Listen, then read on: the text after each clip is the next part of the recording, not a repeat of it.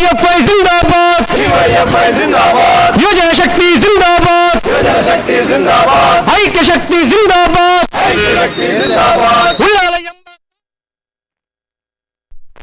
ಉಳ್ಳಾಲ ಎಂಬ ತಾಲೂಕಾಗಿ 6 ವರ್ಷ ಕಳೆದರೂ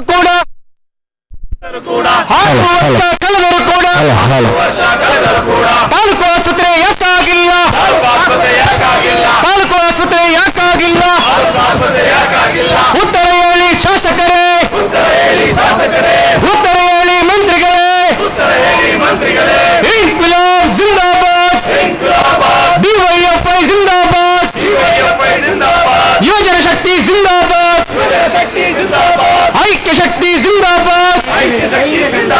ಶಸ್ತ್ರಚಿಕಿತ್ಸೆಗೆ ಕೋಟಿ ಕೋಟಿ, ಹೃದಯ ಚಿಕಿತ್ಸೆಗೆ ಲಕ್ಷ ಲಕ್ಷ, ಕ್ಯಾನ್ಸರ್ ಚಿಕಿತ್ಸೆಗೆ ಲಕ್ಷ ಲಕ್ಷ, ಕೋಟಿ ಕೋಟಿ ಲೂಟಿ ಮಾಡುವ, ಕೋಟಿ ಕೋಟಿ ಲೂಟಿ ಮಾಡುವ ಖಾಸಗಿ ಆಸ್ಪತ್ರೆಗೆ ಧಿಕ್ಕಾರ. ಇನ್ಕ್ವಿಲಾಬ್ ಜಿಂದಾಬಾದ್, ಡಿವೈಎಫ್ಐ ಜಿಂದಾಬಾದ್, ಯುವಜನ ಶಕ್ತಿ ಜಿಂದಾಬಾದ್. ಜಿಲ್ಲಾ ಸರ್ಕಾರಿ ಆಸ್ಪತ್ರೆಗಳನ್ನು ಖಾಸಗಿಯವರಿಗೆ ಮಾರುತ್ತಿರುವ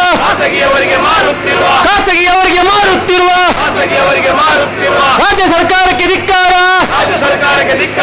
ಆರೋಗ್ಯ ಮಂತ್ರಿಗಳಿಗೆ ಧಿಕ್ಕಾರ. ಇನ್ಕ್ವಿಲಾಬ್ ಜಿಂದಾಬಾದ್, ಡಿವೈಎಫ್ಐ ಜಿಂದಾಬಾದ್, ಯುವಜನ ಶಕ್ತಿ ಜಿಂದಾಬಾದ್, ಐಕ್ಯ ಶಕ್ತಿ ಜಿಂದಾಬಾದ್. ಜಿಲ್ಲಾ ಖಾಸಗಿ ಆಸ್ಪತ್ರೆಗಳನ್ನು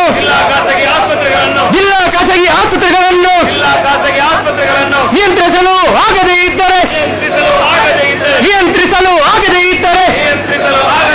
ರಾಜೀನಾಮೆ ಕೊಟ್ಟು ತೊಲಗಿಬಿಡಿ,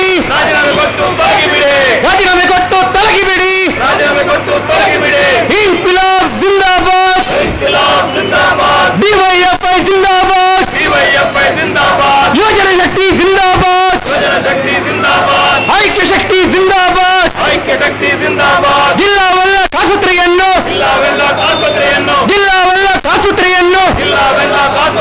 ಮೇಲ್ದರ್ಜೆಗೆ ಏರಿಸಬೇಕು,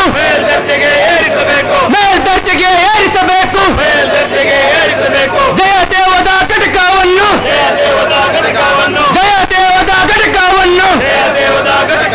ಢಾಕಾ ಜಿಲ್ಲೆಯಲ್ಲಿ ಸ್ಥಾಪಿಸಬೇಕು,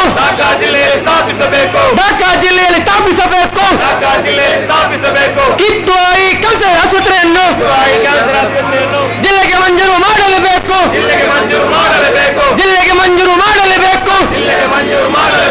ಲಕ್ಷ ಲಕ್ಷ ಲೂಟಿ ಮಾಡುವ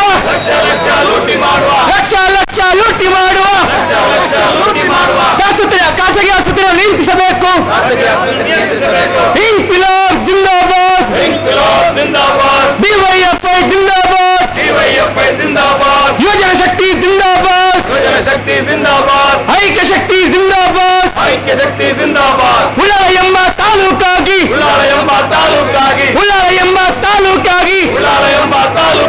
6 ವರ್ಷ ಕಳೆದರೂ ಕೂಡ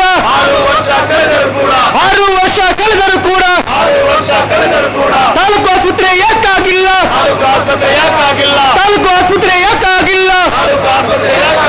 ಉತ್ತರ ಹೇಳಿ ಶಾಸಕರೇ, ಉತ್ತರ ಹೇಳಿ ಮಂತ್ರಿಗಳೇ, ಉತ್ತರ ಹೇಳಿ ಯುಟಿ ಖಾದರ್.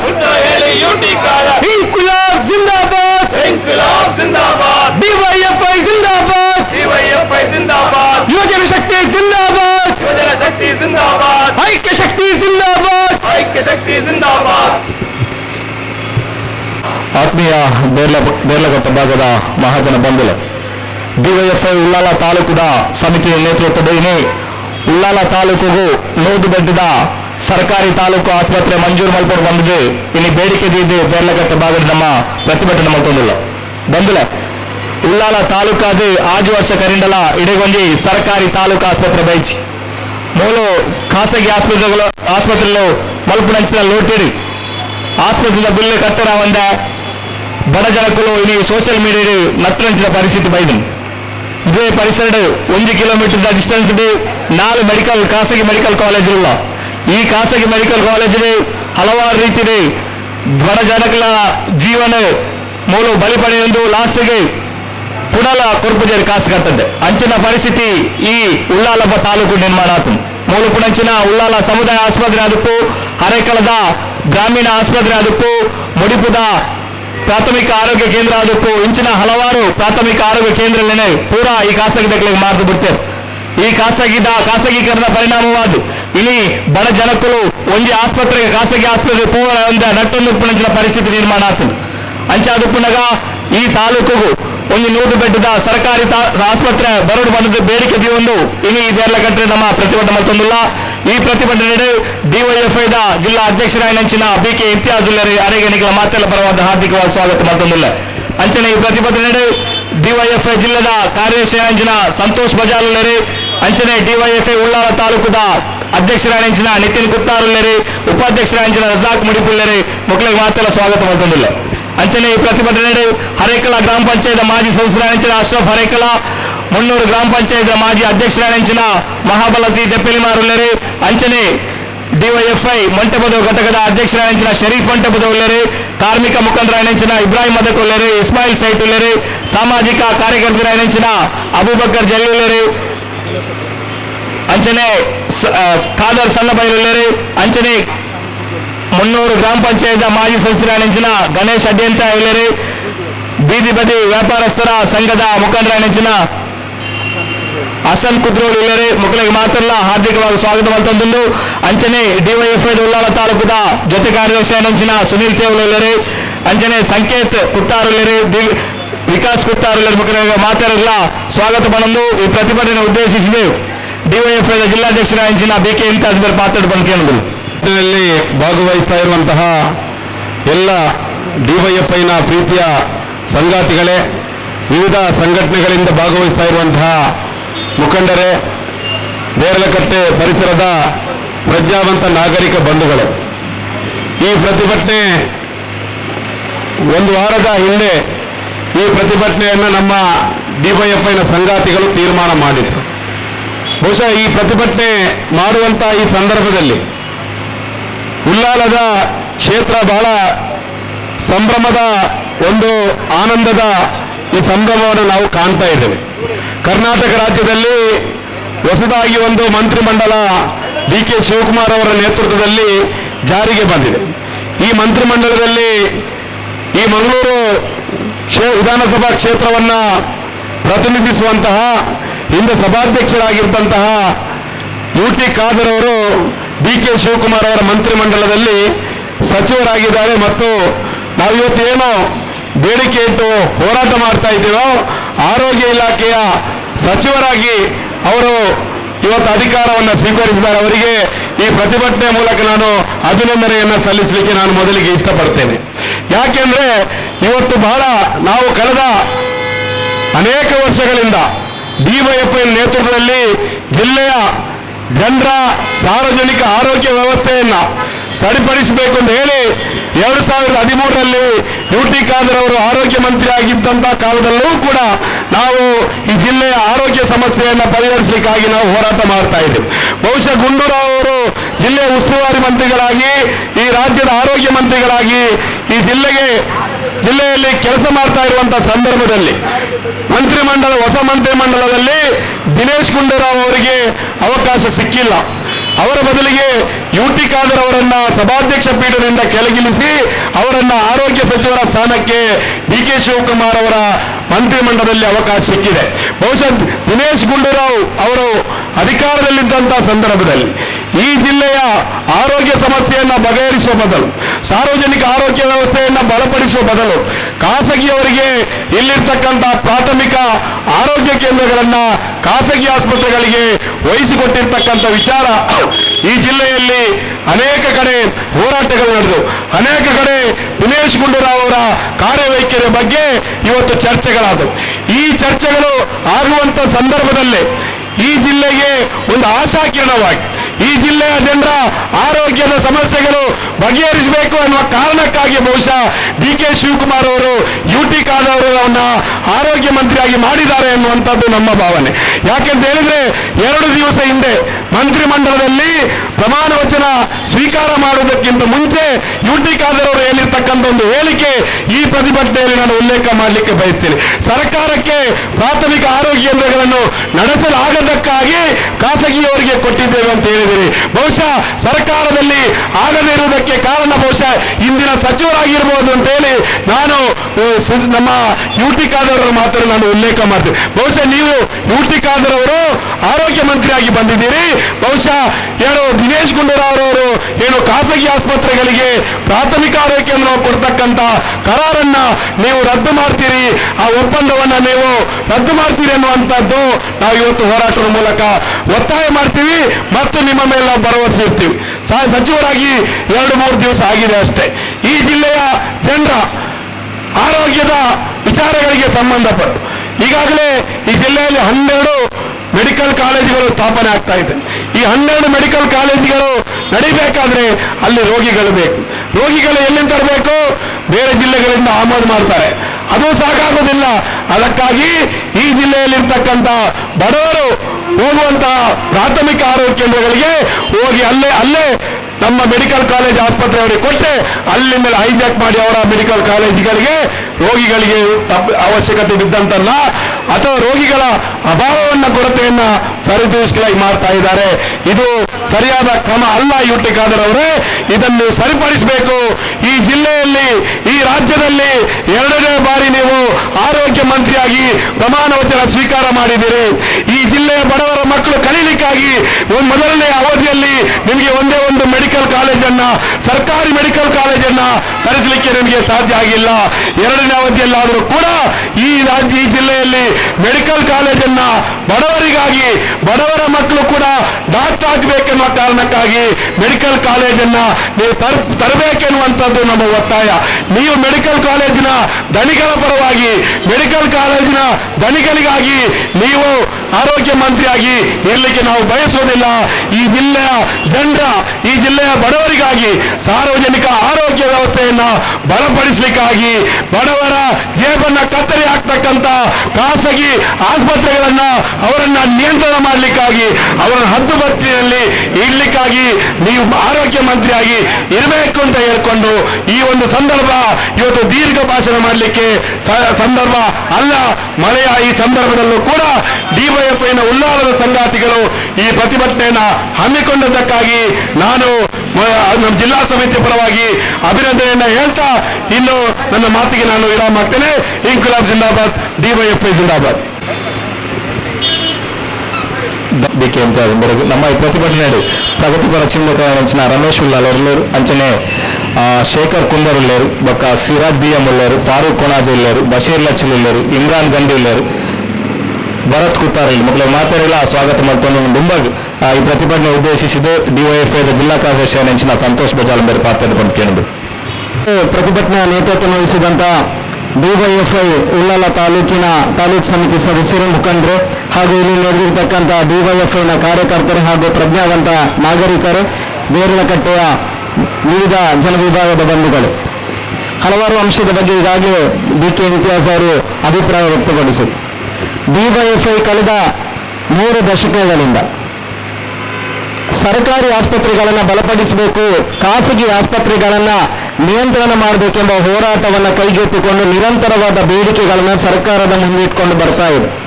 ಬಹಳ ಪ್ರಧಾನವಾದ ಬೇಡಿಕೆಯನ್ನು ಸರ್ಕಾರದ ವೈದ್ಯಕೀಯ ಅಧಿನಿಯಮದ ಪ್ರಕಾರ ಜನಸಂಖ್ಯೆಗೆ ಅನುಗುಣವಾಗಿ ಪ್ರಾಥಮಿಕ ಆರೋಗ್ಯ ಕೇಂದ್ರ, ಸಮುದಾಯ ಆಸ್ಪತ್ರೆ, ತಾಲೂಕು ಆಸ್ಪತ್ರೆಗಳನ್ನು ನಿರ್ಮಾಣ ಮಾಡಬೇಕೆಂಬುದು ನಮ್ಮ ಪ್ರಬಲ ಬೇಡಿಕೆ. ಅದೇ ರೀತಿ ಪ್ರತಿ ತಾಲೂಕಿನಲ್ಲಿ ತಾಲೂಕು ಆಸ್ಪತ್ರೆ, ಜಿಲ್ಲೆಗೊಂದು ಸರ್ಕಾರಿ ಮೆಡಿಕಲ್ ಕಾಲೇಜ್ ಮತ್ತು ಏನು ಬ್ರಿಟಿಷರು ಪ್ರಾರಂಭ ಮಾಡಿ ಹೋಗಿರ್ತಕ್ಕಂಥ 125 ವರ್ಷದ ಇತಿಹಾಸ ಇರತಕ್ಕಂಥ ವೆಲ್ಲಾಕ್ ಮತ್ತು ಲೇಡಿ ಗೋಶನ್ ಆಸ್ಪತ್ರೆ, ಇದನ್ನ ಒಂದು ಪ್ರಾದೇಶಿಕ ಆಸ್ಪತ್ರೆಯಾಗಿ ಮೇಲ್ದರ್ಜೆಗೆ ಏರಿಸಬೇಕೆಂಬುದು ನಮ್ಮ ಪ್ರಬಲ ಬೇಡಿಕೆ. ಅದರ ಜೊತೆಯಾಗಿ ಏನು ಕಿದ್ವಾಯಿ ಕ್ಯಾನ್ಸರ್ ಆಸ್ಪತ್ರೆ ಮತ್ತು ಜಯದೇವ ಹೃದ್ರೋಗ ಆಸ್ಪತ್ರೆಗಳನ್ನು ಸೂಪರ್ ಸ್ಪೆಷಾಲಿಟಿ ಮಾದರಿ ಆಸ್ಪತ್ರೆಯನ್ನು ದಕ್ಷಿಣ ಕನ್ನಡ ಜಿಲ್ಲೆಯಲ್ಲೂ ಕೂಡ ಸ್ಥಾಪನೆ ಮಾಡಬೇಕೆಂಬುದ ಬೇಡಿಕೆಯನ್ನು ನಾವು ಕಳೆದ ಹಲವಾರು ವರ್ಷಗಳಿಂದ ಸರ್ಕಾರದ ಮುಂದೆ ಇಡ್ತಾ ಬಂದಿದ್ದೀವಿ. ಆ ರೀತಿ ಸಾರ್ವಜನಿಕವಾದ ಪ್ರತಿಭಟನೆಯನ್ನು ಮಾಡುವ ಮೂಲಕ ಸರ್ಕಾರದ ಗಮನ ಸೆಳೆಯುವಂಥ ಕೆಲಸಗಳನ್ನು ಮಾಡ್ತಾ ಬಂದರೂ ಕೂಡ ಯೋಗ್ಯತೆ ಇಲ್ಲದಂಥ ಸರ್ಕಾರಗಳು ಈ ಒಂದು ಬೇಡಿಕೆಯನ್ನು ಈಡೇರಿಸುವ ನಿಟ್ಟಿನಲ್ಲಿ ಯಾವುದೇ ಒಂದು ಕ್ರಮವನ್ನು ಕೈಗೊಳ್ತಾ ಇಲ್ಲ. ಮುಖ್ಯವಾಗಿ ಇವತ್ತು ನೋಡಿ, ಯಾವುದು ಸರ್ಕಾರದ ಆಸ್ಪತ್ರೆಗಳನ್ನು ಬಲಪಡಿಸಬೇಕು, ಸರ್ಕಾರಿ ಆಸ್ಪತ್ರೆಗಳನ್ನು ವೈದ್ಯಕೀಯ ಅಧಿನಿಯಮದ ಪ್ರಕಾರ ಅದನ್ನು ನೀವು ಸ್ಥಾಪನೆ ಮಾಡಬೇಕು ಎಂಬ ನಿಯಮವನ್ನು ಬೇಡಿಕೆಯನ್ನು ಇಡ್ತಾ ಬಂದಿದ್ರು ಕೂಡ ಇವತ್ತು ಆ ನಿಯಮವನ್ನು ಜಾರಿ ತರುವ ಬದಲಾಗಿ ಖಾಸಗಿ ಆಸ್ಪತ್ರೆಗಳಿಗೆ, ಮೆಡಿಕಲ್ ಕಾಲೇಜುಗಳ ಲಾಭಿಯ ಪರವಾಗಿ ನಿಲ್ಲುವಂಥ ಕೆಲಸಗಳನ್ನು ಆಳುವಂಥ ಸರ್ಕಾರಗಳು ಏನು ವೈದ್ಯಕೀಯ ಸಚಿವರು ಮತ್ತು ಆರೋಗ್ಯ ಸಚಿವರು ಮಾಡ್ತಾ ಬರ್ತಾ ಇದೆ. ಈ ಜಿಲ್ಲೆಯಲ್ಲಿ ಸರ್ಕಾರಿ ಮೆಡಿಕಲ್ ಕಾಲೇಜನ್ನು ಪ್ರಾರಂಭ ಮಾಡಲಿಕ್ಕೆ ನಿಮ್ಮಿಂದ ಸಾಧ್ಯ ಆಗೋದಿಲ್ಲ, ಸರ್ಕಾರದ ಆಸ್ಪತ್ರೆಗಳನ್ನು ಬಲಪಡಿಸಲಿಕ್ಕೆ ನಿಮ್ಮಿಂದ ಸಾಧ್ಯ ಆಗೋದಿಲ್ಲ. ಕನಿಷ್ಠ ಈಗಾಗಲೇ ಇರುವಂಥ ಸರ್ಕಾರಿ ಆರೋಗ್ಯ ಕೇಂದ್ರಗಳನ್ನು, ಸಮುದಾಯ ಆಸ್ಪತ್ರೆಗಳನ್ನು, ತಾಲೂಕು ಆಸ್ಪತ್ರೆಗಳನ್ನು ಕನಿಷ್ಠ ಅದನ್ನು ನಡೆಸುವಂಥ ಯೋಗ್ಯತೆ, ಇಚ್ಛಾಶಕ್ತಿಯು ಕೂಡ ಇಲ್ಲಿನ ಆಳುವಂಥ ಸರ್ಕಾರಗಳಿಗೆ ಇಲ್ಲ ಅನ್ನೋದು ಬಹಳ ಖಂಡನೀಯ. ನೋಡಿ, ಈಗ ಮತ್ತೆ ಆರೋಗ್ಯ ಮಂತ್ರಿಯಾಗಿ ಏನು UT ಖಾದರ್ ಅವರು ಆರೋಗ್ಯ ಸಚಿವರಾಗಿ ಬರ್ತಾ ಇದ್ದಾರೆ.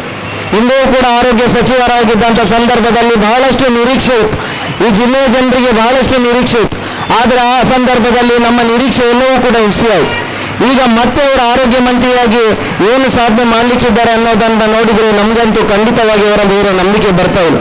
ಯಾಕೆಂದ್ರೆ ಅವರು ಸ್ಪೀಕರ್ ಆಗಿರುವಂಥ ಸಂದರ್ಭದಲ್ಲಿ, ಒಂದು ಘನತೆಯ ಹುದ್ದೆಯನ್ನು ಇರುವಂಥ ಸಂದರ್ಭದಲ್ಲೂ ಕೂಡ ಆರೋಗ್ಯ ಮಂತ್ರಿ ಮಾಡುವಂಥ ಕೆಲಸಗಳನ್ನು ಅವರು ಏನು ಖಾಸಗಿ ಮೆಡಿಕಲ್ ಕಾಲೇಜುಗಳ ದನಿಗಳನ್ನು ಓಲೈಸುವಂಥ ಕೆಲಸಗಳನ್ನು ಮಾಡ್ತಾ ಬಂದು ಮೊನ್ನೆ ಕೂಡ ಅದನ್ನೇ ಮಾಡಿ ಇತ್ತೀಚೆಗೆ ಒಂದು ಪತ್ರಿಕಾಗೋಷ್ಠಿಯನ್ನು ಮಾಡಿ ಏನು ಹೇಳಿತು, ಪೀಪಲ್ ಆರ್ ಇಂಪಾರ್ಟೆಂಟ್, ನನಗೆ ಪೀಪಲ್ ಆರ್ ಇಂಪಾರ್ಟೆಂಟ್ ಅಂತ ಹೇಳಿದ್ರು. ನನಗೆ ಜನರೇ ಬಹಳ ಮುಖ್ಯ, ಜನರ ಏನು ಇಲ್ಲಿ ಸರ್ಕಾರದ ಆಸ್ಪತ್ರೆಯೋ ಅಥವಾ ಖಾಸಗಿ ಆಸ್ಪತ್ರೆಯೋ ಮುಖ್ಯ ಅಲ್ಲ, ಇಲ್ಲಿ ಜನರಿಗೆ ಸವಲತ್ತನ್ನು ಒದಗಿಸುವುದೇ ಬಹಳ ಮುಖ್ಯ ಅನ್ನೋದನ್ನು ಅವರು ಒತ್ತುಕೊಟ್ಟು ಹೇಳಿದ್ರು.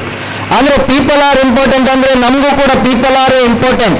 ನಾವು ಕೂಡ DYFI ಪೀಪಲ್, ಜನರ ಪರವಾಗಿ ಮಾತಾಡ್ತಾ ಇರೋದು. ಜನರಿಗೆ ಸರ್ಕಾರದ ಆಸ್ಪತ್ರೆ ಬೇಕೆನ್ನೋದೇ ನಮ್ಮ ಪ್ರಬಲ ಬೇಡಿಕೆ. ಹಾಗಾಗಿ ನಾವು ಕೂಡ ಪೀಪಲ್ ಆರ್ ವೆರಿ ಇಂಪಾರ್ಟೆಂಟ್ ಅಂತಲೇ ಹೇಳು.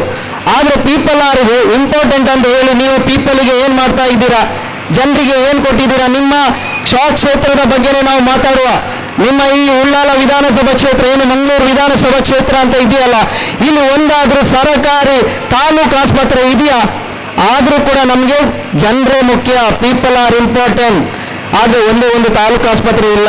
30,000 ಜನಸಂಖ್ಯೆಗೆ ಆರೋಗ್ಯ ಕೇಂದ್ರ, ಪ್ರಾಥಮಿಕ ಆರೋಗ್ಯ ಕೇಂದ್ರ ಇರಬೇಕು. ಆದರೆ ನಿಮ್ಮ ತಾಲೂಕಲ್ಲಿ, ಅಂದರೆ ಈ ಒಂದು ವಿಧಾನಸಭಾ ಕ್ಷೇತ್ರದಲ್ಲಿ ಇರುವುದು ಕೇವಲ 4. ಆದರೂ ಕೂಡ ನನಗೆ ಪೀಪಲ್ ಆರ್ ಇಂಪಾರ್ಟೆಂಟ್, ಜನರೇ ಮುಖ್ಯ. ಅದು ಖಾಸಗಿಯಲ್ಲಿರುತ್ತೋ ಸರ್ಕಾರದಲ್ಲಿರುತ್ತೋ ಮುಖ್ಯ ಅಲ್ಲ, ಅದು ಇಂಪಾರ್ಟೆಂಟ್. ಏನು ಈ ತಾಲೂಕು 6 ವರ್ಷ ಆಯಿತು ಘೋಷಣೆಯಾಗಿ, ಉಳ್ಳಾಲ ತಾಲೂಕು ಘೋಷಣೆಗೆ 6 ವರ್ಷ ಆದರೂ ಕೂಡ ತಾಲೂಕು ಆಡಳಿತ ಸೌಧವನ್ನು, ಮಿನಿ ವಿಧಾನಸೌಧವನ್ನು ಜನರಿಗೆ ಬೇಕಾಗುವಂಥ ಅಗತ್ಯ ಒಂದು ವ್ಯವಸ್ಥೆಯನ್ನು ಮಾಡಲಿಕ್ಕೆ ನಿಮ್ಮಿಂದ ಸಾಧ್ಯ ಆಗಿಲ್ಲ. ಆದರೂ ನಮಗೆ ಏನಂದರೆ ಪೀಪಲ್ ಆರ್ ಇಂಪಾರ್ಟೆಂಟ್, ನಮಗೆ ಜನರೇ ಮುಖ್ಯ. ಜನರ ಬದುಕಿನ ಪ್ರಶ್ನೆಯನ್ನು ಮಾತಾಡಲಿಕ್ಕೆ ನಿಮಗೆ ಪುರ್ಸೋತಿಲ್ಲ. ಜನರ ಸವಲತ್ತನ್ನು ತೆಗೆಸಿಕೊಡುವಂಥ ನಿಟ್ಟಿನಲ್ಲಿ ನಿಮ್ಮದು ಕ್ರಮಗಳಿಲ್ಲ. ಆದರೆ ನಿಮ್ಗೆ ಏನು ಇಂಪಾರ್ಟೆಂಟ್ ಅಂದರೆ ಪೀಪಲ್ ಆರ್ ಇಂಪಾರ್ಟೆಂಟ್. ಏನು ನಿಮ್ದು ಪೀಪಲ್ ಆರ್ ಇಂಪಾರ್ಟೆಂಟ್? ನೋಡಿ, ಇದೊಂದು ಏನು ಮೆಡಿಕಲ್ ಕಾಲೇಜುಗಳ ಒಂದು ಕಾರಿಡಾರ್, ಇಲ್ಲಿ ಈ ರೋಡಲ್ಲಿ ಸಾಗಿದ್ರೆ 4-5 ಮೆಡಿಕಲ್ ಕಾಲೇಜ್ ಸಿಗುತ್ತೆ. ಈ ಮೆಡಿಕಲ್ ಕಾಲೇಜಲ್ಲಿಗೆ ಸಾಗುವಂಥ ಜನರಿಗೆ ನೋಡಲಿಕ್ಕೆ ಒಂದು ದೊಡ್ಡ ಗಡಿಯಾರ ಕಂಬವನ್ನು ಕೂಡ ಉದ್ಘಾಟನೆ ಮಾಡಿದ್ದಾರೆ. ಅದಕ್ಕೆ ಏನು ಮಾನ್ಯ ಮುಖ್ಯಮಂತ್ರಿಗಳೇ ಬಂದು ಇಲ್ಲಿ ಉದ್ಘಾಟನೆ ಮಾಡಿದರು. ಆದರೆ ಇಲ್ಲೇ ಜನರಿಗೆ ಮಳೆ ಮತ್ತು ಬಿಸಿಲಿನಿಂದ ರಕ್ಷಣೆ ಮಾಡಲಿಕ್ಕೆ ಒಂದು ನಿಲ್ಲಕ್ಕೆ ಯೋಗ್ಯತೆ, ಒಂದು ಬಸ್ ನಿಲ್ದಾಣ ಇಲ್ಲ. ಆದರೂ ಕೂಡ ನಮಗೆ ಪೀಪಲ್ ಆರ್ ಇಂಪಾರ್ಟೆಂಟ್. ಇಲ್ಲೇ ಸಾರ್ವಜನಿಕರು ಬೇರೆ ಕಡೆಗಳಿಂದ ಆರೋಗ್ಯದ ಚಿಕಿತ್ಸೆಯನ್ನು ಪಡಲಿಕ್ಕೋಸ್ಕರ ಈ ಏನು ಖಾಸಗಿ ಮೆಡಿಕಲ್ ಕಾಲೇಜುಗಳಿಗೆ ಧಾವಿಸಿ ಬರ್ತಾ ಇದ್ದಾರೆ. ಚಿತ್ರದುರ್ಗ, ಬೇರೆ ಕರ್ನಾಟಕದ ಉದ್ದಗಲಕ್ಕೂ ಕೂಡ ಇಲ್ಲೇ ಖಾಸಗಿ ಮೆಡಿಕಲ್ ಕಾಲೇಜುಗಳ ಚಿಕಿತ್ಸೆಯನ್ನು ಪಡಲಿಕ್ಕೆ ಜನ ಸಾಕಿ ಬರ್ತಾ ಇದ್ದಾರೆ. ಆದರೆ ಇಂಥ ಒಂದು ಪ್ರಮುಖ ಏನು ದೇರಳಕಟ್ಟೆ ಪೇಟೆಯಲ್ಲಿ ಒಂದೇ ಒಂದು ಸರ್ಕಾರಿ ಶೌಚಾಲಯ ಇಲ್ಲ ಅಥವಾ ಸಾರ್ವಜನಿಕ ಶೌಚಾಲಯ ಇಲ್ಲ. ಆದರೂ ಕೂಡ ನಮಗೆ ಯಾವುದು ಮುಖ್ಯ ಅಂತ ಅಂದರೆ ಪೀಪಲ್ ಆರ್ ಇಂಪಾರ್ಟೆಂಟ್, ಜನರ ಸವಲತ್ತುಗಳೇ ನಮಗೆ ಮುಖ್ಯ ಅಂತ. ಎಲ್ಲಿದೆ ಸವಲತ್ತು? ಜನರಿಗೆ ಅಗತ್ಯವಾದ ಮೂಲಭೂತ ಸೌಕರ್ಯಗಳೇ ಇಲ್ಲ. ಆದರೆ ನೀವಿವತ್ತು ನಾವು ಸರ್ಕಾರದ ಆಸ್ಪತ್ರೆಗಳನ್ನು ಸ್ಥಾಪಿಸಿ ಅಂತ ಕೇಳ್ತಾ ಇರೋದು.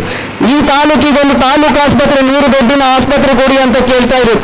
ಈಗಾಗಲೇ ಕೊಟ್ಟಿರ್ತಕ್ಕಂಥ ಪ್ರಾಥಮಿಕ ಆರೋಗ್ಯ ಕೇಂದ್ರಗಳನ್ನು ಖಾಸಗಿಯವರಿಂದ ಹಿಂಪಡೆದು ಸರ್ಕಾರವೇ ನಡೆಸಬೇಕೆಂಬುದು ನಾವು ಕೇಳ್ತಾ ಇರೋದು.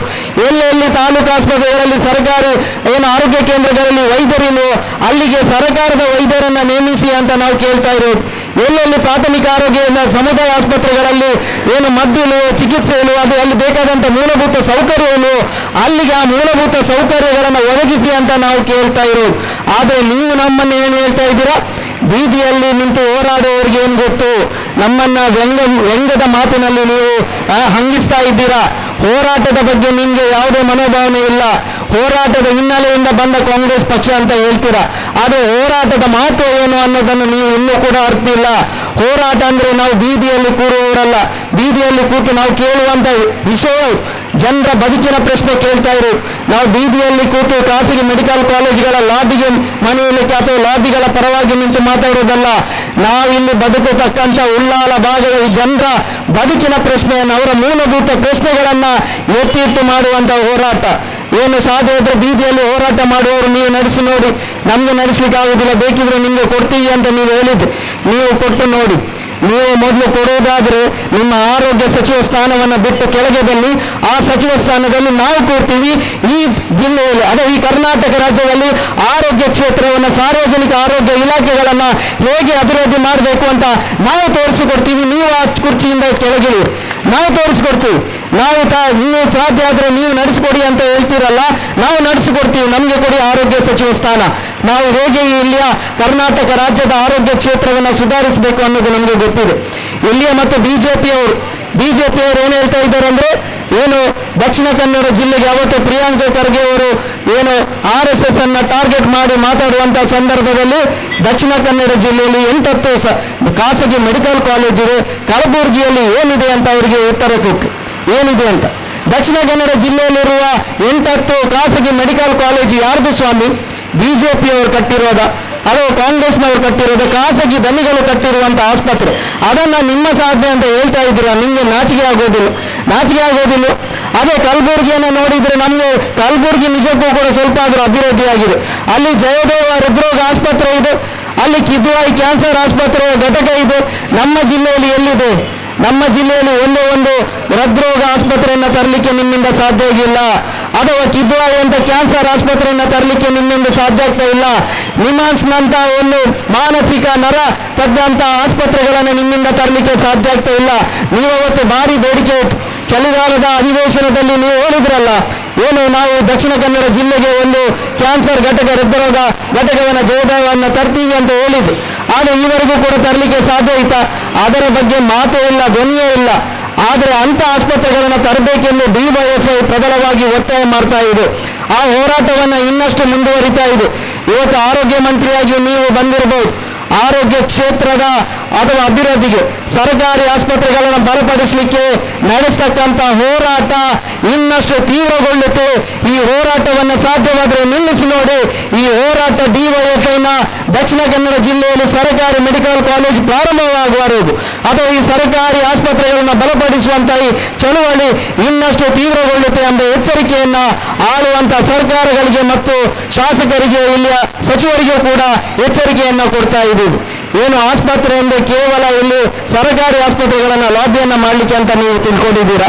ಮೊನ್ನೆ ತೊಕ್ಕೊಟ್ಟಲ್ಲೂ ಕೂಡ ಇಲ್ಲಿ ಏನು AI ನಿರ್ಮಿತ ಏನು ಕ್ಯಾಮರಾವನ್ನು ಕೂಡ ಖಾಸಗಿ ಮೆಡಿಕಲ್ ಕಾಲೇಜಿಗೆ ನಡೆಸಿಕೆ ಕೊಡ್ತೀವಿ ಅಂತ ಅನ್ನೋ ರೀತಿಯಲ್ಲಿ ನೀವು ಹೇಳಿಕೆಯನ್ನು ಕೊಟ್ಟಿದ್ದೀರಿ. ಎಲ್ಲವನ್ನ ನೀವು ಖಾಸಗಿ ಮೆಡಿಕಲ್ ಕಾಲೇಜಿಗೆ ನಡೆಸೋದಕ್ಕೆ ಕೊಡುವುದಾದರೆ ನೀವು ಯಾವ ಕರ್ಮಕ್ಕೆ ಬೇಕು ಅನ್ನೋದನ್ನು ನೀವು ಹೇಳಬೇಕು. ನಮ್ಗೆ ಆರೋಗ್ಯ ಸಚಿವರು ಯಾಕೆ ಬೇಕು? ಅದನ್ನು ಕೂಡ ಯಾರಿಗಾದ್ರೂ ಖಾಸಗಿ ಮೆಡಿಕಲ್ ಕಾಲೇಜುಗಳಿಗೆ ನಡೆಸೋದಕ್ಕೆ ಕೊಡಿ. ಆರೋಗ್ಯ ಸಚಿವರೇ ಬೇಡ ನಮಗೆ. ಆರೋಗ್ಯ ಮತ್ತು ಕುಟುಂಬ ಕಲ್ಯಾಣ ಇಲಾಖೆನೇ ಬೇಡ. ಯಾಕೆಂದ್ರೆ ಎಲ್ಲವನ್ನೂ ಕೂಡ ಸರ್ಕಾರಿ ಖಾಸಗಿ ಮೆಡಿಕಲ್ ಕಾಲೇಜಿನವರಿಗೆ ವಹಿಸೋದಕ್ಕೆ ಕೊಡೋದಾದ್ರೆ ಅದು ಯಾವ ಸೀಮೆಗೆ ಬೇಕು ನಮಗೆ ಇಲಾಖೆ? ಅಂಥದ್ದೊಂದು ಅಗತ್ಯ ಇದೆಯಾ? ನಿಜವಾಗಿ ಸರ್ಕಾರದ ಆಸ್ಪತ್ರೆಗಳನ್ನು ಬಲಪಡಿಸುವುದು ಸರ್ಕಾರದ ಕೆಲಸ. ನಾವು ಜನಪ್ರತಿನಿಧಿಗಳಿಗೆ ಮತ ಹಾಕಿ ಕಳಿಸಿರೋದು ಯಾಕೆ? ಇಲ್ಲಿಯ ಸರ್ಕಾರದ ಸಾರ್ವಜನಿಕ ವಲಯದ ಕ್ಷೇತ್ರಗಳೇನಿದೆ ಅಥವಾ ಸರ್ಕಾರಿ ಇಲಾಖೆಗಳನ್ನು ಅಭಿವೃದ್ಧಿ ಮಾಡೋದು ಅವರ ಕೆಲಸ. ಈ ನಿಟ್ಟಿನಲ್ಲಿ ಆರೋಗ್ಯ ಸಚಿವರು ಆರೋಗ್ಯದ ಕ್ಷೇತ್ರವನ್ನು ಅಭಿವೃದ್ಧಿ ಮಾಡುವಂತ ನಿಟ್ಟಿನಲ್ಲಿ ಕೆಲಸ ಮಾಡಬೇಕು. ದಕ್ಷಿಣ ಕನ್ನಡ ಜಿಲ್ಲೆಗೆ ಇವತ್ತಿಗೂ ಕೂಡ ಒಂದು ಆರೋಗ್ಯ ಇಲಾಖೆಯನ್ನು ಅಭಿವೃದ್ಧಿ ಮಾಡಲಿಕ್ಕೆ ಸಾಧ್ಯ ಆಗೋದಿಲ್ಲ ಅಂದ್ರೆ ಇದು ಮೆಡಿಕಲ್ ಕಾಲೇಜುಗಳ ಹಬ್ಬು, ಆಸ್ಪತ್ರೆಗಳ ತವರೂರು. ಯಾವ ಜಿಲ್ಲೆಯಿಂದ ಜನ ಓಡಿ ಬರ್ತಾ ಇದ್ದಾರೆ. ಏನಾದರೂ ಅಲ್ಲಿ ಸಮಸ್ಯೆ ಆದರೆ ಮಂಗಳೂರಿಗೆ ಹೋಗಿ, ಮಣಿಪಾಲ್ ಆಸ್ಪತ್ರೆಗೆ ಹೋಗಿ, ಅಲ್ಲೋಗಿ ಇಲ್ಲೋಗಿ ಅಂತ ಅಲ್ಲಿಯ ಜನರನ್ನ ಇಲ್ಲಿಗೆ ಧಾವಿಸಿ ಬರ್ತಾ ಇದೆ. ಆದರೆ ಇಲ್ಲಿಯ ಜನರು ಒಮ್ಮೆ ವೆಲ್ಲಾಕಿಗೆ ಹೋಗಿ ನೋಡ್ಬೇಕು. ನೀವು ವೆಲ್ಲಾಕ್ ಆಸ್ಪತ್ರೆ ಹೋದ್ರೆ ವೆಲ್ಲಾಕಲ್ಲಿ ಅಲ್ಲಿ ಒಂದು ಅಡ್ಮಿಷನ್ ಆಗ್ಬೇಕಂದ್ರೆ ಒಂದು ಅರ್ಧ ದಿನ ಕಾಯ್ಬೇಕು. ಅರ್ಧ ದಿನ ಬೆಡ್ಡೇ ಇಲ್ಲ. ಯಾಕೆಂದ್ರೆ 10-12 ಜಿಲ್ಲೆಗಳಿಂದ ಜನ ಧಾವಿಸಿ ಬರ್ತಾ ಇದ್ದಾರೆ ಅನಾರೋಗ್ಯ ಪೀಡಿತರಾಗಿ. ಅವ್ರಿಗೆ ಬೆಡ್ ಸಿಗೋದಂದ್ರೆ ಅದೊಂದು ಬಹಳ ಸಾಹಸಮಯ ಕೆಲಸ. ಅಲ್ಲಿ ಬೆಡ್ ಸಿಗಬೇಕಾದ್ರೆ ನಾವು ಅಲ್ಲಿ ಕೌಂಟ್ರಲ್ಲಿ ಅಲ್ಲಿ OPD ಡೆಸ್ಕ್ ಅಲ್ಲಿ ನಮ್ಮ ಹೆಸರನ್ನ ಫೋನ್ ನಂಬರನ್ನು ಬರೀಬೇಕು.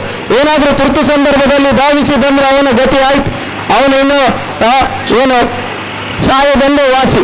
ಹಾಗಾಗಿ ಇಂತಹ ಸಂದರ್ಭವನ್ನು ಇಂತಹ ಒಂದು ವ್ಯವಸ್ಥೆಯನ್ನು ನಿರ್ಮಿಸಿಕೊಟ್ಟಿರೋದು ಯಾರು?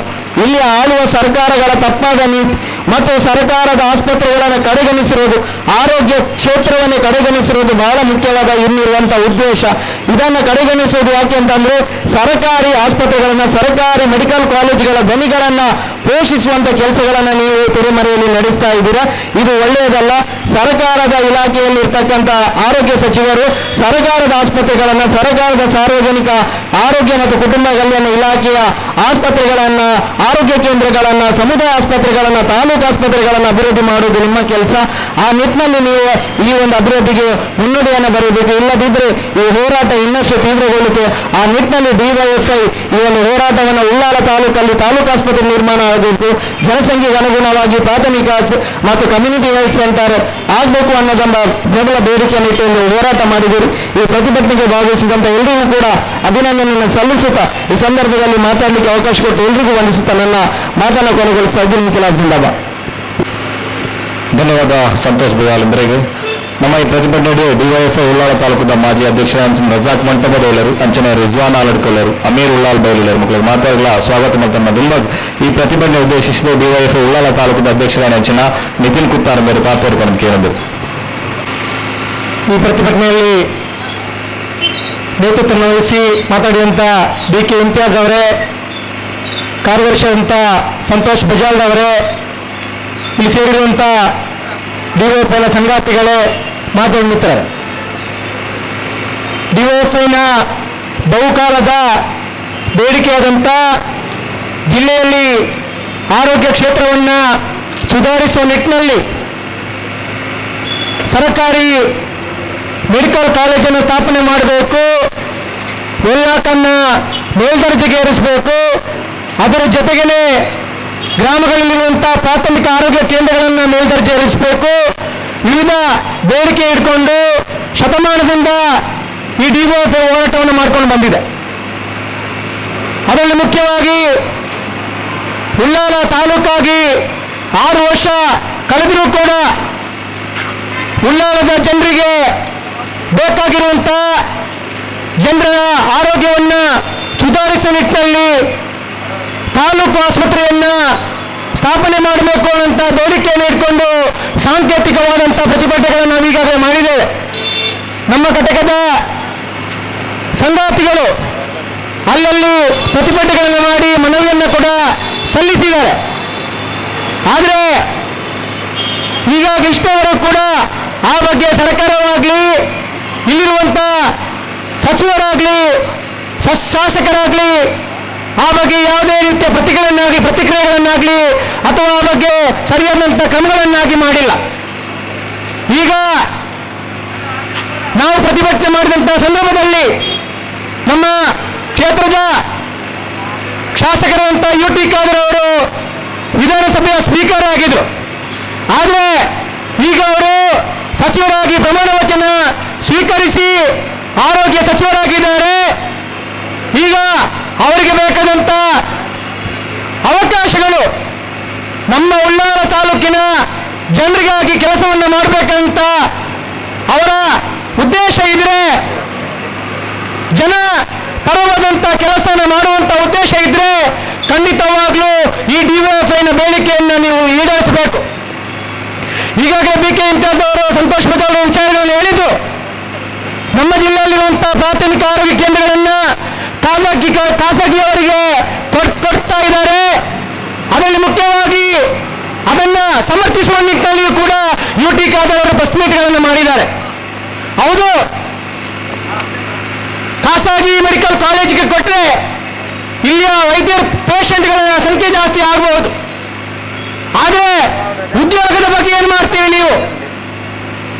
ನಮ್ಮ ತಾಲೂಕಿನಲ್ಲಿ ನಮ್ಮ ಈ 4 ಮೆಡಿಕಲ್ ಕಾಲೇಜಿನಲ್ಲಿ ಕಲಿತಂತ ಮೆಡಿಕಲ್ ವಿದ್ಯಾರ್ಥಿಗಳು ಅವರಿಗೆ ಸರ್ಕಾರಿ ವೈದ್ಯರಾಗಿ ಅವರ ನೇಮಕವನ್ನು ಮಾಡಿದರೆ